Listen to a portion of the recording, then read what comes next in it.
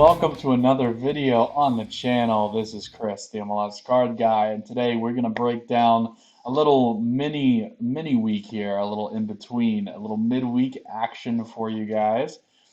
About half the MLS teams are playing this week, so I think there's 7 games this week, so about 14 teams out of the 27. Not too bad. Definitely enough to get a lineup together and get in there. So just a quick note here on the ordering of the videos here before I go any further. So I had, some of you guys might know, I'm in grad school right now for sports analytics, so I had a huge project due this weekend. Did not get anything done that I wanted to get done. But that means that we have to shuffle the order around a little bit for the video. So what we're going to do, we're going to get this one done, which is the week 5 preview. Then next, hopefully tonight, I'm going to get done a second video, which will be the week 4 review, where we go back and look at how we did in week 4. And then hopefully tomorrow I'm supposed to have a new mic come in, so hopefully it'll be a little bit better quality. And I'm gonna use that to record the second part of my scoring system explained series. So we're gonna go through the defenders, and I might actually group the defenders and the midfielders together because they're kind of similar. The forwards are a little bit different, so we might do something different for that.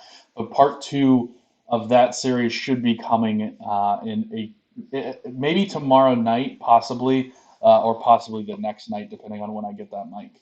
So we're going to hop straight into the video here. Like I said, it's a midweek action, so only half the teams are playing. Not a lot to go through, but we will go through some news and notes for you. So we're going to get straight in here. First game up is Toronto against Columbus. We do like Columbus in this matchup fairly heavily. Toronto, again, has had some injury issues. They're starting to get some people back, but realistically, this is still not the team that went to the MLS Cup a couple of years ago. Columbus, obviously, the defending champions, so definitely a very good team, and they just crushed my DC United without really playing that well either. It was very odd. They won 3-1 and didn't really ever have a chance. So kind of an odd situation there, but anyway, good matchups here. Johnny Mensah, Lucas Celerayant, and Giassi Zardes. Celerayant is a really, really good player. If you haven't watched him play, go look up some highlights of him. Bad matchups, we don't like Nick DeLeon, Michael Bradley, or Ayo Akinola. Miami-Montreal, not a lot in this game. Montreal has kind of cooled off from their hot start. They were banging in goals that they really shouldn't have been banging in early in the season. Now, a couple more games in, not really getting that same luck. So we do expect the defense to be pretty decent for Miami. That would be Victor Ulloa is the only defender I believe that Miami has that has a card. For the Philly-New England game, New England's goalkeeper Matt Turner would be the only good matchup in this game. We don't expect this game to be super high scoring. Neither one of these two teams has scored very many goals here early in the season. So Matt Turner would be the good matchup, but he does not have a card, so he's not going to have a good matchup for our purposes. I do want to highlight here Jose Martinez. He's actually one of my players, which is the only reason I know this. Martinez was red carded from the game last Saturday, so he was suspended this Saturday, and I assumed he would be back this week, but he's actually been suspended for 2 more additional games. So he'll be out both Wednesday and he'll be out on Saturday for the Union.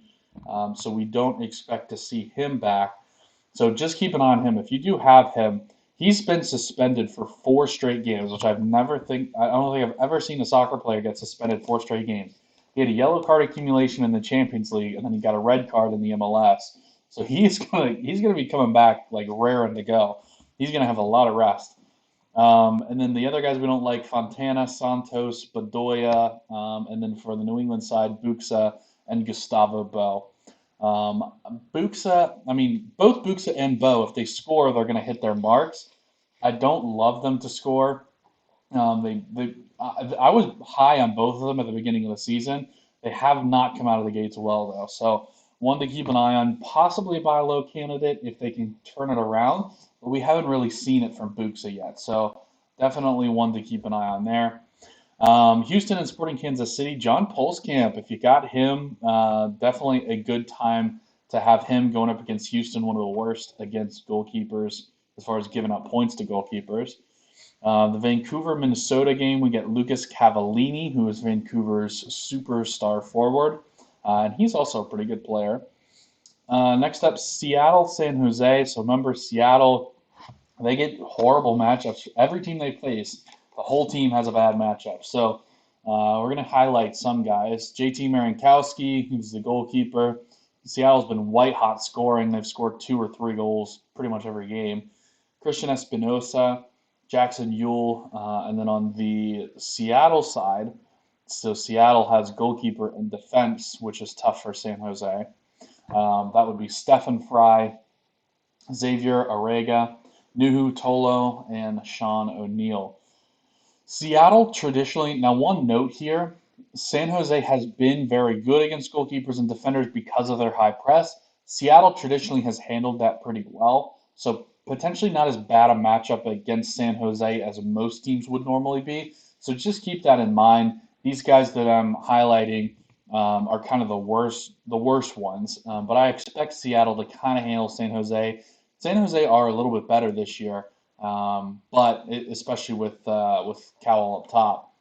But I do expect Seattle has traditionally played pretty well against San Jose. They've had the answer to that press, so that's one to keep an eye on there. Then DC and Chicago. This is a very interesting game. Two teams at the very bottom of the Eastern Conference. Chicago is a team that I thought could be pretty good this year. They have not started well at all. They've had winnable games that they just haven't.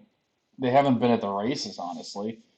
Um, so it'll be interesting to see if a very short-handed DC United team that is also really not all that talented, if they can take advantage. Because they realistically, DC United, for the talent level they have and the injuries that they have, they've been playing really, really well so far. Definitely credit to Hernan Lozada for the start that they've had. But I mean, this is a get right game for Chicago. DC at this point, outside of Cincinnati, DC is the worst team in the league from a talent perspective. Chicago has to win this game. If they have any aspirations of making the playoffs, this needs to be a win. Um, that being said, most of the good matchups are on DC side, and Chicago has some of the bad matchups. So Mo Nyman, he's been really good to start the season. Once he gets consistent game time, I've been on Nyman since the beginning of last year. Once he gets consistent game time, he's a world class midfielder, and I mean that, a world class. At 17 years old, he's going to be a world class midfielder. Ola Kamara is a forward. He came back, subbed in last game, and actually scored a goal. Adrian Perez, who has been playing quite a bit because of all the injuries, he's actually listed as a forward, which is really helpful for this game week. But I would not be investing in him long term. He is a guy that they picked up from the indoor soccer league because they have so many injuries. He really didn't play last season at LAFC. So definitely not a guy I would invest in highly, having known DC United. But he hasn't played horribly. He's been serviceable. Junior Moreno for DC as well. They should be able to kind of rack up some more tackles. Moreno's had a good start to the season under this new high press system. He's kind of putting up some more points than he used to last season. And then one guy I'm going to throw in here is Robert Baric. Baric is at a 59 average right now, which means if he scores, he's above his average. There's absolutely no way he doesn't score in this game. Baric should destroy DC United. He should be by far the best player on the field. So Baric makes the good column despite not having technically a good matchup against DC. I would be shocked, honestly, if he doesn't score. And then on the flip side, Chris Seitz, not a real good goalkeeper, doesn't make a whole lot of saves. Honestly, if they've had Bill Hamid for this first couple games, these scores would not be 3-1, 4-1. They'd be like 1-1 because a lot of these shots Bill would save. Bill's a very good goalkeeper. When he comes back, this is going to be a tough team to play against. Bobby Shuttleworth for Chicago, the goalkeeper. This one's kind of an interesting one. He makes the hate list. Again, like I said last week, it's realistically, if you think he's going to get a shutout, you put him on the hate list. Like I said with Eloy Room, if you think he's going to be a shutout, then he's going to beat his average. If he doesn't get a shutout, DC's not going to take enough shots for him to make up all the way to his average. I think it's around a 45. So DC is not going to give you 10 extra points as a goalkeeper. It's really shutout or no shutout. and I think DC scores in this game. So we'll have to see. And then Madron, who is a midfielder for Chicago. So that is going to be most of the video for today. Like I said, I'm going to try to get 2 videos out for you guys today and one more tomorrow. So definitely make sure you're subscribed so that you get the notification when those drop. Until the next time, though, Vamos United.